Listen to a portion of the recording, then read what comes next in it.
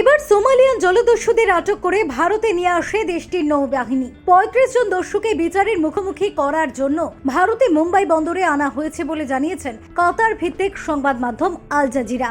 উত্তর আরব সাগরের সোকোত্রার পূর্ব উপকূলীয় এলাকা থেকে গত ডিসেম্বরে মাল্টার পতাকাবাহী এমভি রুয়েন ছিনতাই করে নিয়ে যায় সোমালি জলদস্যুরা। এরপর থেকে কয়েক মাস জাহাজটি নিজেদের নিয়ন্ত্রণে রেখে সাগরে জলদস্যুতা করে আসছিল তারা। এমনকি ইউরোপীয় ইউনিয়নের নৌবাহিনী জানায় সোমালিয়া উপকূলে বাংলাদেশের পতাকাবাহী কার্গো জাহাজ এমভি আব্দুল্লাহ ছিনতাই করতে এই জাহাজটি ব্যবহার করে থাকতে পারেন জলদস্যুরা।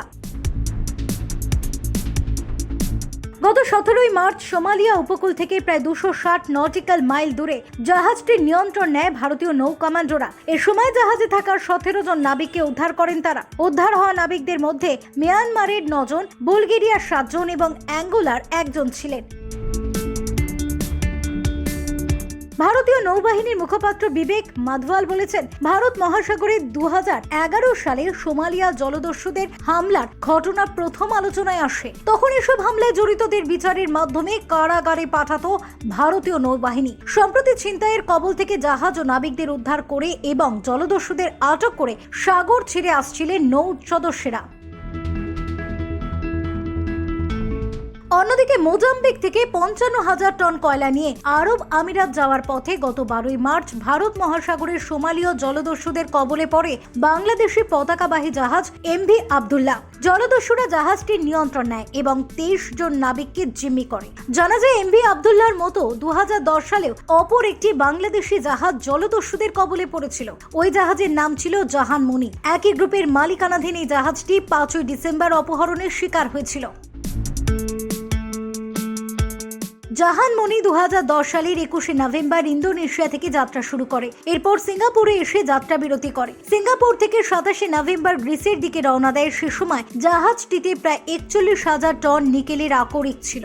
আরব সাগর দিয়ে যাত্রার সময় ভারতের লাক্ষাদ্বীপ থেকে 170 নটিক্যাল মাইল দূরে জাহাজটি সোমালিয়ান জলদস্যুদের কবলে পড়ে।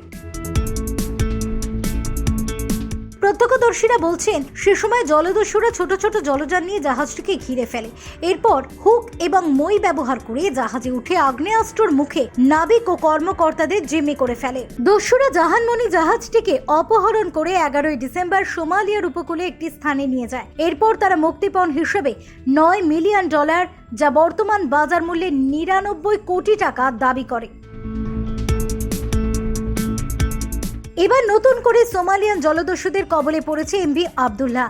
এটিতে 55,000 টন কয়লা রয়েছে, যার দাম প্রায় 80 কোটি বা $66,000। এই জাহাজ এবং এর নাবিকদের মুক্তি দিতে জলদস্যুরা মালিক পক্ষের সঙ্গে যোগাযোগ করলেও এখনো তারা মুক্তিপণ দাবি করেনি। ব্যুরো রিপোর্ট, নবীন নিউজ।